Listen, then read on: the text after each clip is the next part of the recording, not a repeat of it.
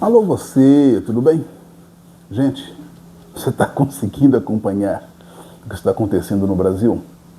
Não, mas está atingindo você aí de alguma forma. Você tem conseguido pelo menos assim ouvir ou pelo menos também ver nas suas redes sociais os comentários das pessoas sobre os últimos acontecimentos? Não?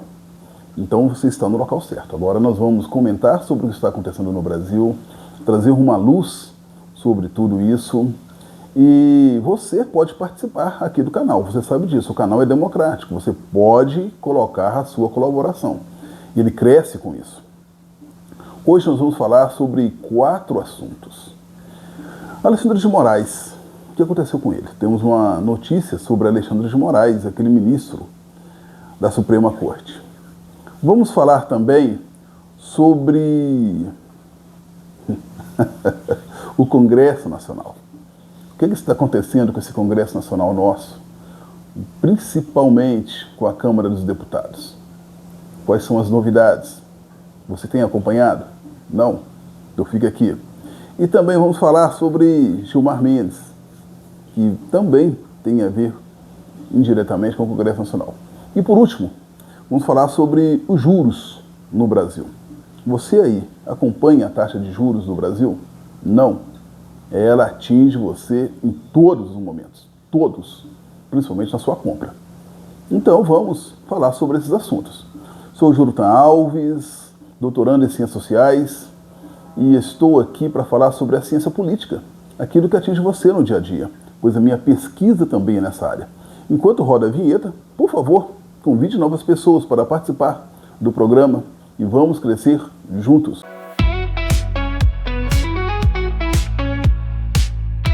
Pessoal, houve agora a novidade. Alexandre de Moraes não está mais naquela lei magnífica. Muito pelo contrário, ele está agora livre de todas as penalidades que os norte-americanos haviam colocado devido àqueles julgamentos que ele fez em relação à família Bolsonaro. Isso enfraquece demais essa família. Essa família chega ao final do ano de uma forma péssima. O principal componente da família preso, toda a ação que foi feita nos Estados Unidos desfacelada, e agora com a colocação, e a imposição da família para colocar um membro como candidato à presidência, sendo aí implodida por dentro. Implodida por quê?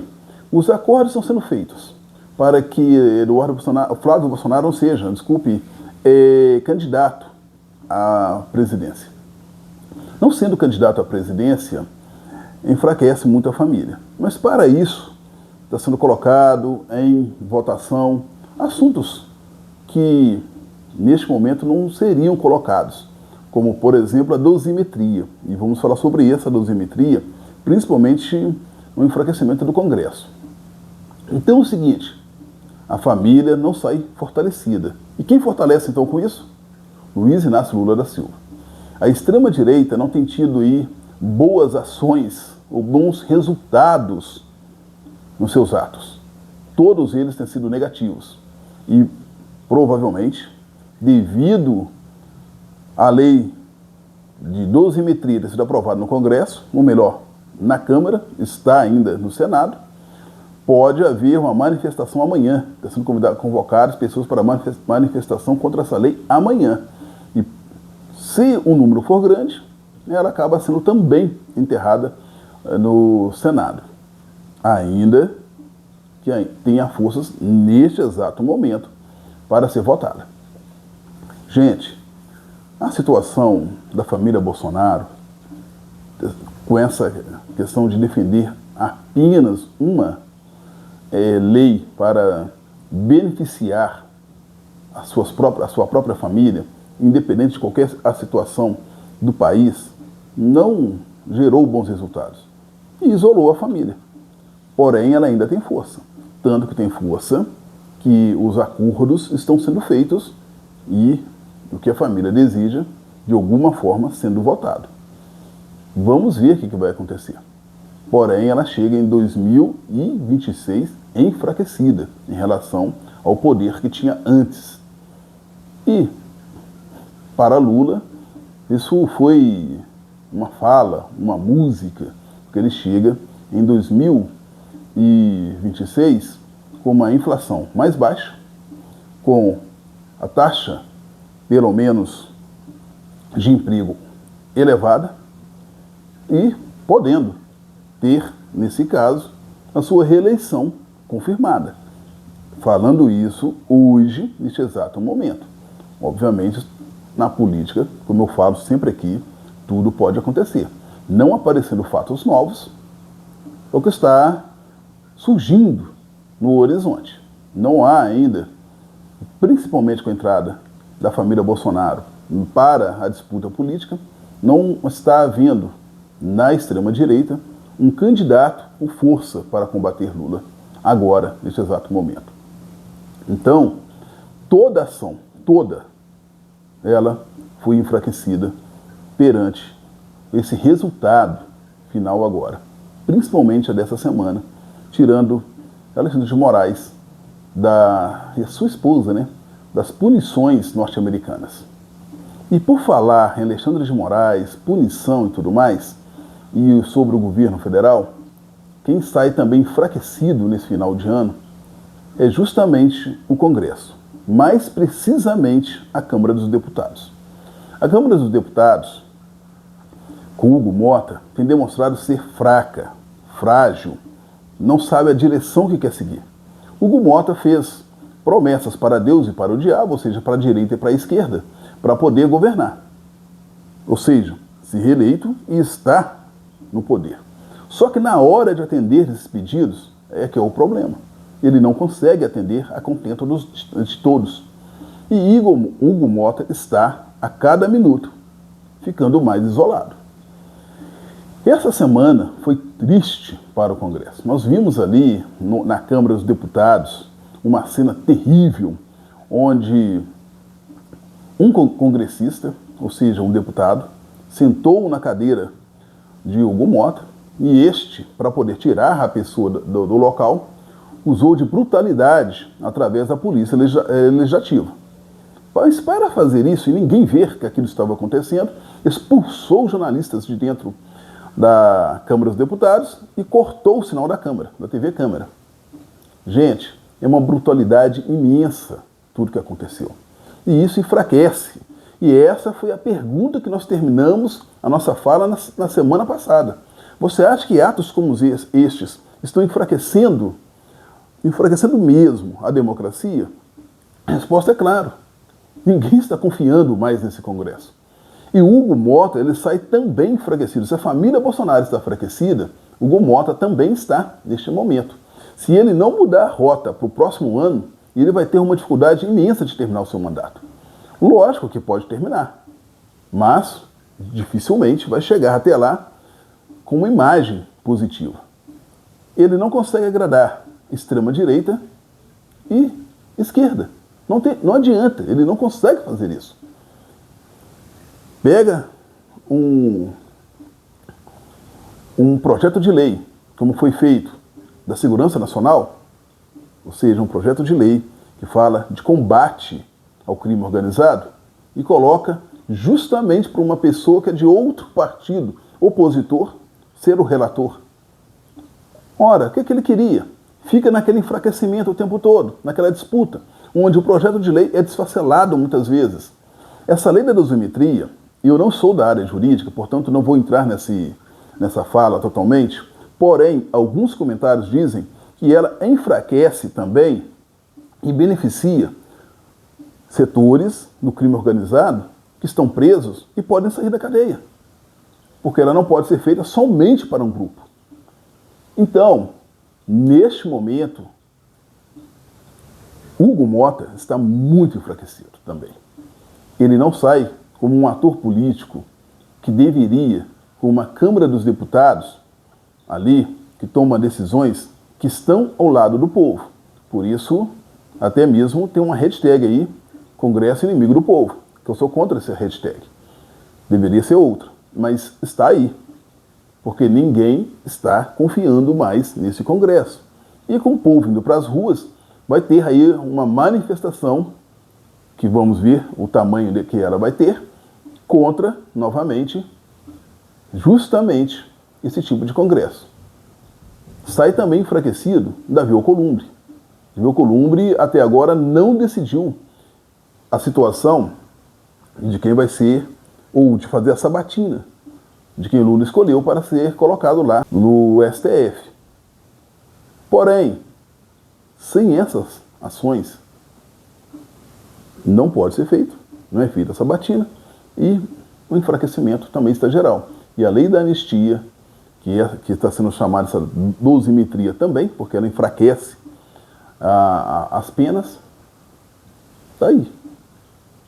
Como que o Senado vai trabalhar com isso? Vai se manchar com uma Câmara? Nós vamos ver na próxima semana. Tem uma força tentando mandar ela para ser aprovada ou ser julgada, né, apreciada, lá no outro ano. Vamos ver se vai chegar até lá. Pensa bem, Congresso enfraquecido é uma questão complicada. E este Congresso sai mais enfraquecido ainda por uma outra situação. Gilmar Mendes criou uma lei. Sim, uma lei Gilmar Mendes. Gilmar Mendes, ele reinterpretou uma lei de 1950, dizendo que o Congresso não poderia colocar impeachment de